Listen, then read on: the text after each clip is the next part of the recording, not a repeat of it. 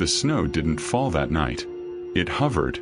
Each flake hung in the air like it was waiting for permission to land. The cemetery gate groaned as I pushed it open, the sound too loud for a place meant for the dead. Midnight had passed, but time felt thinner here, stretched, fragile. I shouldn't have been there. Everyone in town knew that. The old cemetery sat beyond the frozen river, cut off from streetlights and sound. People said the ground never fully thawed because something beneath it refused to sleep. I laughed when I first heard that. Laughed like people do when fear wears a familiar face. My boots crunched softly over snow-crusted gravel. Headstones leaned at wrong angles, their names erased by frost and time. Breath clouded my vision. Then, a sound. Not wind. Not an animal. It came from deeper inside. A dragging noise. Slow. Wet. Like something heavy being pulled across frozen soil. I froze. The noise stopped. Silence pressed in so tight it hurt my ears. I told myself it was nothing. Pipes shifting underground. My own heartbeat lying to me. Then I heard it again. This time closer. A whisper slipped through the air, soft and cracked, like dry leaves rubbing together. Don't stand there. I spun around. No one was behind me. The gate slammed shut on its own. And from somewhere beneath the snow-covered graves, something knocked, once, slowly, from below. By the time I reached my apartment, the cold had worked its way into my bones. Not the sharp kind that makes you shiver, but a deep, dull cold that settles in and refuses to leave. I locked the door behind me and leaned against it, listening. Silence. Too clean. Too perfect. I stood there longer than I should have, waiting for something. Footsteps, breathing, the scrape of nails along wood. Nothing came. Eventually, I convinced myself the cemetery had only rattled my nerves. Old places do that. Especially at night. Especially in winter. I didn't sleep. Every time I closed my eyes, I saw snow hovering midair, frozen in place like the world had paused to listen.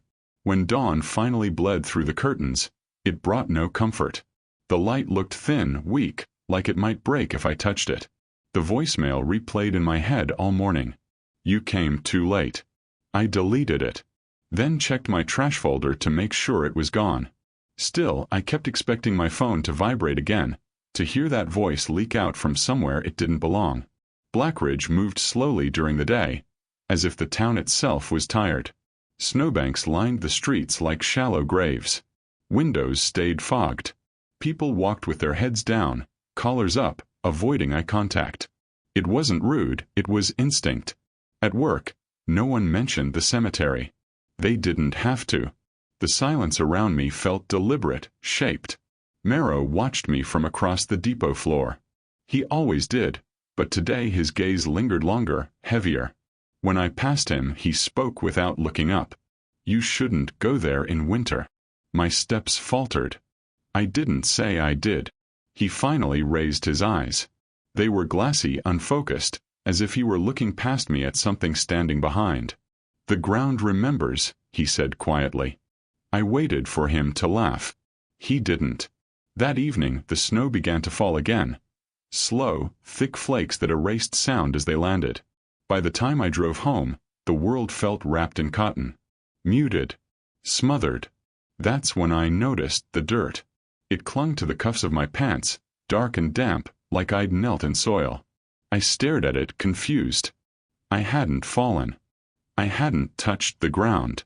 I scraped it off with shaking fingers and went inside. My apartment felt wrong the moment I stepped in. The air was colder than it should have been. The heater hummed, but the warmth never reached me.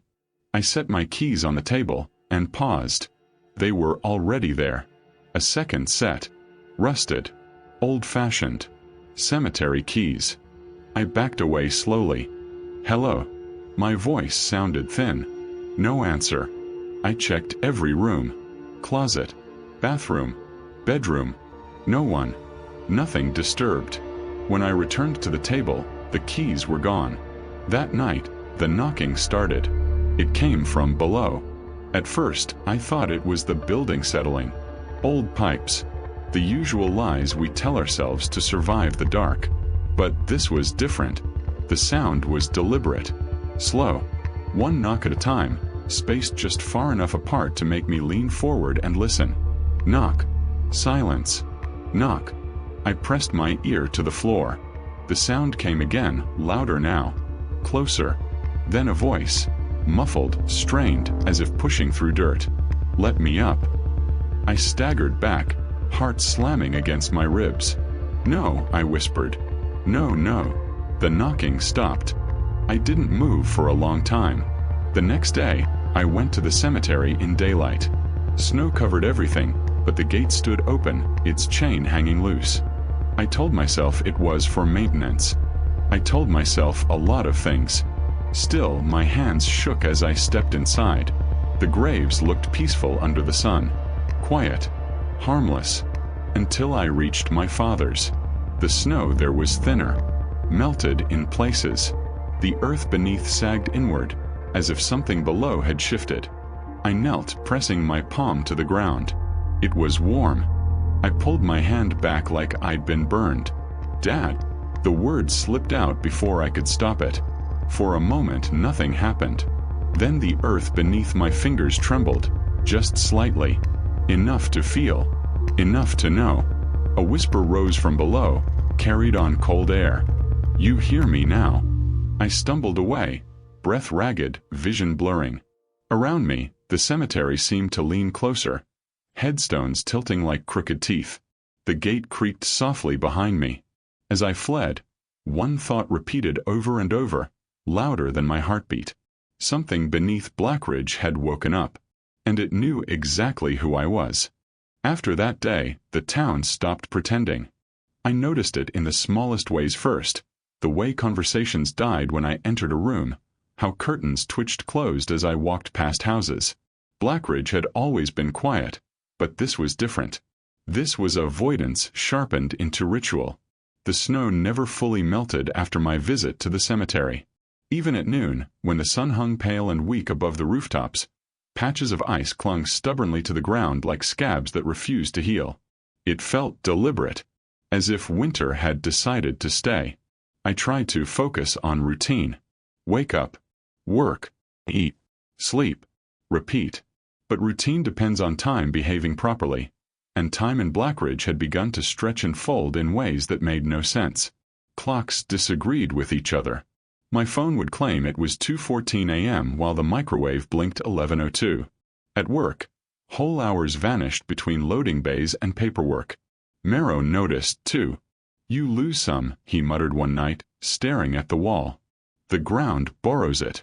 I didn't ask what he meant. The first real sign that something was following me came 3 nights later. I woke to the sound of breathing. Not mine. It was slow and shallow, right beside my bed. I lay perfectly still, staring at the ceiling, afraid that even blinking might shatter whatever fragile barrier still existed between me and it. The breathing stopped. A whisper brushed my ear. You walk heavy now. I screamed and swung my arm through empty air. The room snapped back into stillness, silent except for my own sobbing gasps. No footprints. No shadows. Just the lingering smell of damp soil. In the bathroom mirror, I noticed dark smudges beneath my eyes. Not shadows, bruises. Finger-shaped. I stopped sleeping after that. Fatigue peeled the world apart. Walls seemed thinner. Sounds carried too far. I began hearing whispers everywhere. In the hum of the heater, the scrape of tires on snow, the wind pushing against buildings. Sometimes they spoke my name. I returned to Eleanor Pike's house because I didn't know where else to go. She let me in without a word and locked the door behind me, bolting it twice. Inside, the air was thick with incense and something older. Dust, perhaps, or memory. They've started marking you, she said, studying my face. That's how it begins. What are they? I demanded. What's under the cemetery? She gestured toward a chair. I sat, legs trembling. Not what, she corrected. Who? She told me stories passed down like warnings no one wanted to hear. About the winter of 1919, when disease swept through Blackridge faster than coffins could be built. The dead outnumbered the living. Graves were dug shallow because the ground froze too quickly. Bodies stacked. Names lost. They buried them before they were ready, Eleanor said. Some were still breathing. Some were awake. I swallowed hard. The ground sealed them in. And winter. Winter keeps things. She showed me an old ledger, its pages brittle and yellowed. Names filled it in uneven ink. Many were scratched out, overwritten, or simply ended mid-line. These are the ones who came back wrong, she said. I scanned the list. My father's name was there. That's impossible, I whispered. Eleanor's voice softened. He died in winter, didn't he? Yes. They hear winter better, she said. Those buried cold. They don't sleep the same. I left her house shaking, clutching the knowledge like a wound that wouldn't close. On my way home, I passed the old Miller house, the one abandoned after the family vanished 3 winters ago. Fresh footprints marked the snow leading to the front door. From inside, something knocked. Once, twice, then stopped. I didn't wait to see more. That night, the whispers grew bolder. Objects moved when I wasn't looking. Chairs angled toward me. Doors creaked open just wide enough to watch. My phone filled with missed calls from blocked numbers, all left between 2 o'clock and 2:17 a.m. The voicemails were worse. Some were just breathing. Others were muffled cries. One contained a single sentence, spoken in a dozen overlapping voices. We're almost up. I began seeing them during the day. Faces in frosted windows. Figures standing just beyond the treeline. Hands pressed beneath thin layers of ice on a river. Fingers twitching slowly as if testing the surface. When I blinked, they were gone. At work, Merrow finally spoke directly to me. You shouldn't fight it, he said quietly as we stood alone on the loading dock. Snow fell between us, thick and soundless. Fight what? He looked at me, then really looked. His eyes were sunken, rimmed red. Becoming part of it. My stomach twisted. You know. He nodded once. I've known since I was a boy. Why didn't you stop it? A bitter smile tugged at his mouth. Stop winter. That night, I followed the whispers. They led me back to the cemetery. The gate stood wide open, chains dangling uselessly. Snow had been swept aside, revealing long dark scars in the ground, as if something had been dragged across it repeatedly. The air felt thick, heavy with anticipation. As I walked, voices rose from beneath the graves. Not screams. Conversations. Murmurs. Laughter, thin and broken. Do you remember warmth? He does. He hears us. I reached the center of the cemetery, where the oldest graves lay stacked too close together. The ground there pulsed faintly, rising and falling like a sleeping chest. A figure emerged from behind a headstone. It was Mrs. Calder, my childhood neighbor. She'd been buried last winter. Her skin was gray, stretched too tight across her face. Her eyes were milky, unfocused. They're waking, she said calmly. You woke them more. I didn't mean to, I whispered. No one does, she replied. But winter listens when you grieve. The ground shifted violently. Cracks spiderwebbed through the frozen soil. Hands broke through the surface. Dozens of them, scrabbling, clawing. Mrs. Calder smiled. We're tired of waiting. I ran. The cemetery no longer followed its own shape. Paths twisted. Graves leaned into my way. Snow grabbed my ankles, sticky and deep. Whispers screamed now, overlapping into a roar. Come back. Stay cold. You belong here. I barely escaped the gate, slamming it shut behind me. The whispers faded as I crossed the boundary, replaced by heavy, suffocating silence. At home, I collapsed against the door, sobbing. That's when my phone rang. I answered without thinking. You can't outrun burial, my father's voice said gently. The line went dead. By morning, I knew the truth. Blackridge wasn't haunted. It was harvested. Winter didn't just preserve the dead, it gathered them, held them close. And every year, it chose who would join the ground next. And now, It had chosen me. The air that night was almost liquid. Snow fell in thick sheets, but each flake seemed to hang, suspended, unwilling to touch the earth. Even the wind moved too slowly, curling around the old cemetery gate like it had weight. I knew before I reached the gate that I wouldn't leave easily. I did not pause. Footsteps crunched in the snow, but not mine, lighter, dragging, echoing beneath the stillness. Shadows stretched unnaturally, as if the moon itself had tilted in sympathy with the ground. My hands shook. My breath came in ragged clouds. Every instinct screamed for me to turn back. I didn't. I could not. The cemetery gate loomed ahead, its rusted chains swinging gently, though there was no wind to move them. I pushed it open, expecting a silence so profound it might swallow me whole. But silence had already broken. The ground before me shivered. A low vibration traveled through the snow, rising steadily, like the pulse of a heart buried too deep. The graves trembled, then cracked. Earth split in thin, spiderweb lines, dark soil seeping through the snow. I stopped, frozen by the sight. Then the first hand emerged. Gray, cracked, fingers bent wrong, tipped with soil-blackened nails. I stumbled backward. The snow crunched under more pressure. One by one, hands rose, arms followed, faces pressed through the frost-hardened earth, eyes wide, unseeing, or perhaps seeing too much. Voices came, soft at first, 1,000 whispers rising together into a single humming chorus. They spoke my name over and over. You came. You came. You came.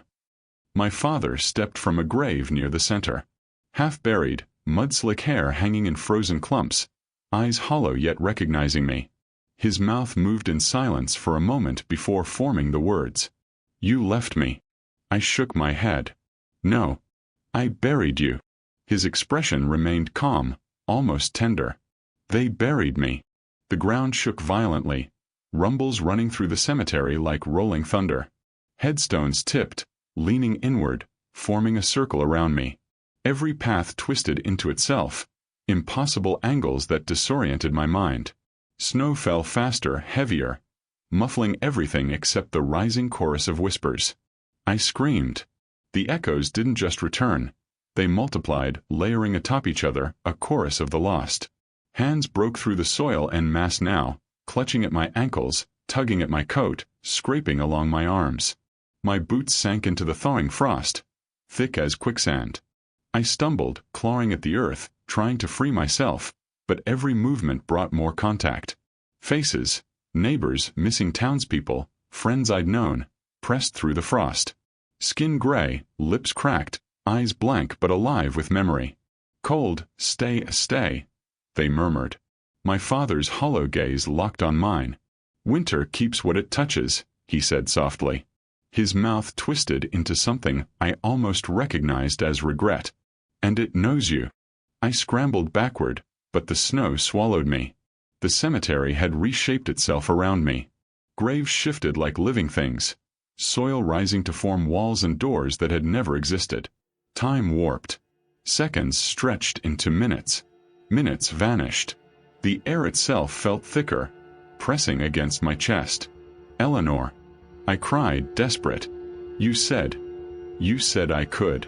Before I could finish, the ground erupted near the edge of the circle.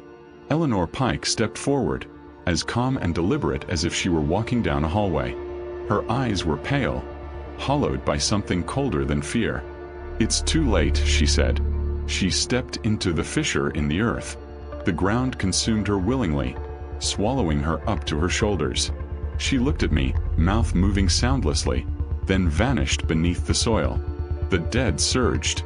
Snow became a storm, whipping around me, biting through my coat. Hands gripped my ankles, fingers bent unnaturally, pulling me down. My heart raced until it felt like it would explode. I screamed, but the sound was drowned by the chorus of whispers. Join us, stay, belong. I kicked and clawed, trying to free myself, but each movement only brought more contact. They were patient, deliberate, overwhelming. My father reached for me. Not violently, not angrily. Calm. I thought I could feel his fingers brush mine through the snow, cold and firm. You cannot fight winter. he said. Something snapped in the air. The world tilted. Snow, soil, and whispers collapsed into a single, suffocating presence. Headstones tipped over, the gate slammed shut behind me, and for a heartbeat, I saw the cemetery as it had always been. Quiet, still, untouched. Then, it shifted again. Hands gripped my arms, pulling me down, fingers digging into flesh, cold seeping into my bones. Faces pressed against mine. Hollow eyes, whispering names, reciting sins, murmuring secrets. Time fractured. Seconds became hours. I felt like I was falling and rising at once. I screamed one final time. The sound tore from my throat raw and broken. And then silence. I was free. Or I thought I was. Dawn came slowly. Gray light seeped through the clouds. I found myself at the edge of the cemetery, lying on the snow-covered path, half frozen, soaked, trembling. My coat torn. Soil crusted under my nails. My breath came ragged, echoing too loud in the morning stillness. But I knew I hadn't won. The snow was already shifting, forming shapes beneath its surface, subtle, deliberate. A handprint here. A cracked grave marker there. A faint whisper through the wind. You belong soon. I staggered away from the cemetery gate. My body was mine, but my mind had fractured. Every shadow on the road ahead looked like a face. Every gust of wind sounded like a whisper. Every patch of snow seemed to pulse with a heartbeat. I had faced winter. And winter had touched me. It had claimed me. And it would never let go. I woke hours later, curled in the snow at the edge of the cemetery. My coat shredded, soaked through with melting snow and frozen soil. The dawn light was gray and thin, painting the world in muted shades, but it brought no comfort. The cemetery behind me was silent again, deceptively calm, as if nothing had stirred overnight. But I knew better. I was alive, yes, but not unmarked. Something had touched me beneath the snow, beneath the graves, and left a part of itself behind. My hands ached. My chest burned. And sometimes, in the quietest moments, I could feel it. Cold, patient, waiting. I stumbled home. Every step crunched unnaturally in the snow, and every shadow seemed to stretch toward me, leaning closer with silent intent. My apartment smelled faintly of damp earth when I opened the door, and I found traces of dirt on the floorboards where none had been before. I did not sleep that night. Or the next. Hours passed like minutes, minutes like hours. The world outside seemed normal, people moving through their daily routines, unaware. But I felt the pull beneath my feet, the whisper in the wind, the patient watching from frozen ground. I knew winter was listening, and it remembered. The snow came early that week, thick and unrelenting. Blackridge slowed beneath it, roads vanishing, trees bowing under white weight. At night I heard it again. The faint knocks beneath the floor, sometimes at the door, sometimes from the walls themselves. I tried to ignore it, tried to convince myself that survival meant distance, that distance meant safety. But the sounds persisted, patient, insistent, almost conversational in their quiet terror. Voicemails continued to arrive. Blocked numbers. Static. Breathing. Sometimes a whisper, my name, a gentle tug at the mind. Remember. I visited Eleanor Pike's house once more. She was gone. The door ajar, the inside empty except for the faint smell of damp and ash. On the floor, a single scrap of paper, brittle and yellowed. Written in her uneven script. Winter keeps what it touches. And what it remembers. It will never let go. I left, my hands trembling, clutching the note as if it were a lifeline. But I already knew, the lifeline was broken. At night, I dreamt of the cemetery. Not the headstones, not the snow, not even the figures I had seen. I dreamt of the ground itself, pulsing beneath me, alive, breathing slowly, reaching. I would wake with dirt under my fingernails, snow in my hair, and the whisper of voices just behind my ears. Sometimes I thought I could hear my father calling my name, calm and patient, urging me to join them. I stopped leaving my apartment after dark, stopped walking near the cemetery, stopped trusting the world outside. But it followed me anyway. Snow drifted through cracks in the window, a faint tapping on the walls. The air carried the smell of damp earth, and I felt it brushing against my skin, seeping into my bones. Weeks passed, or maybe months. Time had become unreliable. Friends and coworkers noticed my absence, my hollow eyes, the shaking of my hands. They asked if I was sick. I said yes, but not the truth. Blackridge never asked for details, not when winter whispered secrets in the corners of their ears as well. One evening, I heard the faint creak of the apartment door. Not the lock, not the frame, but the door itself, as if it had weight, as if something on the other side had waited patiently all day to move. My heart froze. "Who's there?" I demanded, voice breaking. Silence. Then a whisper. Low, calm, almost gentle. "We're here." I didn't move.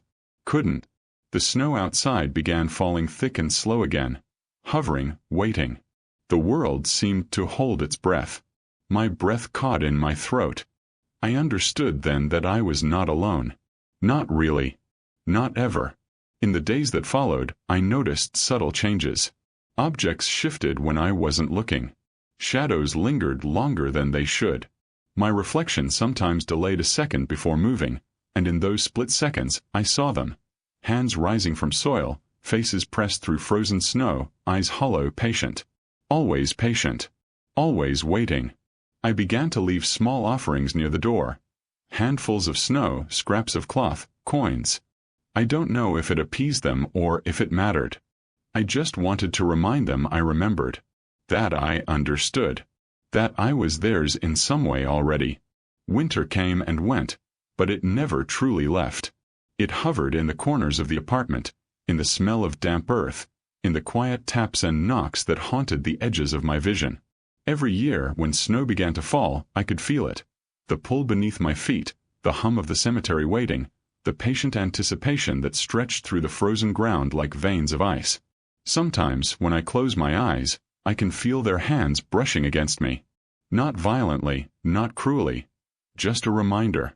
A cold, deliberate touch, gentle as frost, that winter remembers everything it touches, and that it always will. I walk the streets carefully. I avoid the cemetery, but I know it's always behind me, waiting, watching, listening, waiting for the moment when I am no longer careful. And I know that when winter finally calls me back, I will answer, because there is no escaping it, because winter never forgets, because the dead do not rest in Blackridge, and because I am already buried.